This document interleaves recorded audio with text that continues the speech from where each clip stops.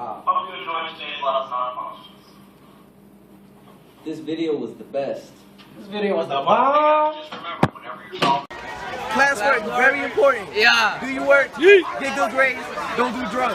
Don't do it. Hello, hope everybody's having a good day.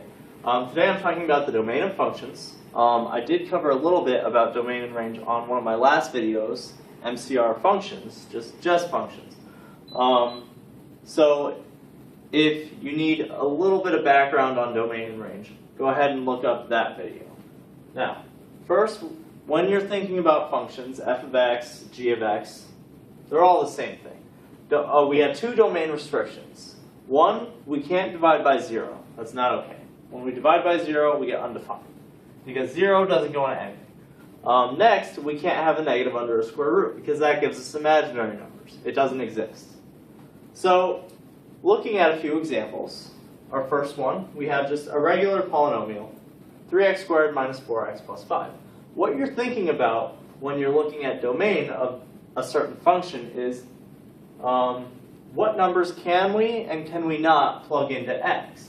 So if you're just thinking about something like this, well, there are no domain restrictions. You can plug in whatever you want. You plug in 0, you'll get 5. You can plug in 100, 200, any negative number is fine. So for this one, there are no domain restrictions, and the domain is actually all real numbers. So domain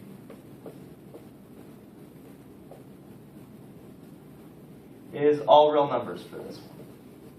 And that's how you write that. All real numbers.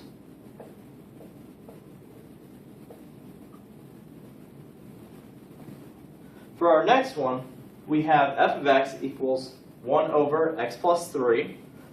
Since there is a fraction, we have to look at the bottom. If the denominator can be equal to 0 at some point, then we have to list that as a domain restriction. But there are two different ways of writing this. One is set notation. So for set notation, we know we're looking at domain. Domain means x values. We have to think about what number can we not plug into the bottom here. What number would make this 0? So x plus 3. So you can solve an equation. X plus 3 equals 0. Subtract 3 from both sides, and you get x equals negative 3. So that's the number that would make the bottom 0.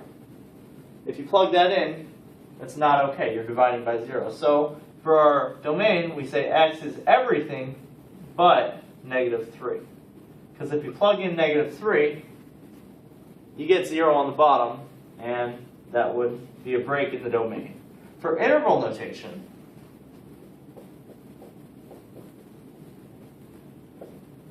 and you could think about a number line for interval notation. We know we're allowed to plug in any number, but there's a hole at negative 3. So we're allowed to plug in everything but negative 3. So everything from negative infinity to negative 3, but there's a break here, and then from negative 3 back to infinity. So we write that in interval notation, parenthesis, negative infinity, comma negative 3, parenthesis. Then there's a break. Parenthesis means it's an open circle, which is what we have right here. Union, negative 3 to infinity. Similar for square roots. But we know square roots are not allowed to be negative. So first we figure out what will make it 0. Square roots are allowed to be 0, because we know the square root of 0 is 0. That's okay. But you're just not allowed to have anything negative. So anything before 0 is not okay. So what would make this 0? 8. So that's pretty much going to be our starting point. We could even draw a number line. Starting at 8, it's a closed circle because we're allowed to plug in 8. 8 minus 8 is 0, the square root of 0, that exists. And it's everything over that, because you can plug in 9, 10, 11, 12, so on and so forth. So for set notation, we have x exists from 8 and on. So another way of saying that is x is greater than or equal to 8. And we use the equal to sign because it's a closed circle. For interval notation,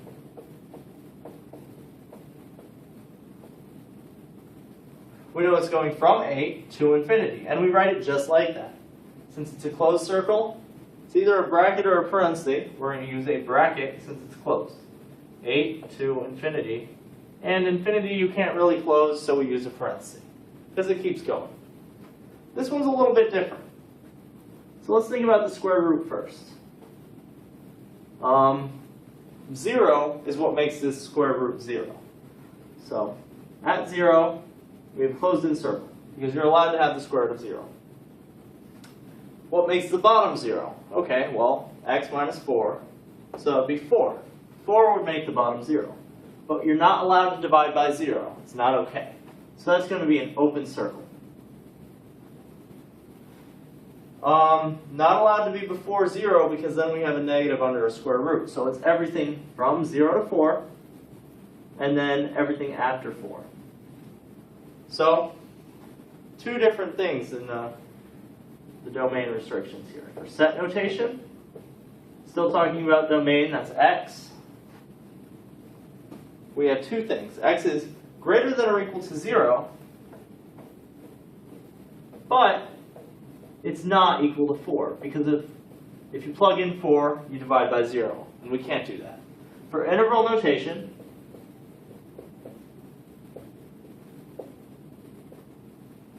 we have left to right, starting 0 with a bracket, to 4 with a parenthesis because it's open.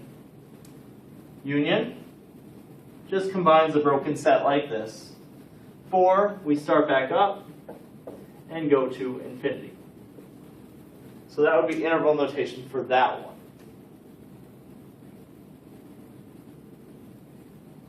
And that is all I have for today. Thank you for watching.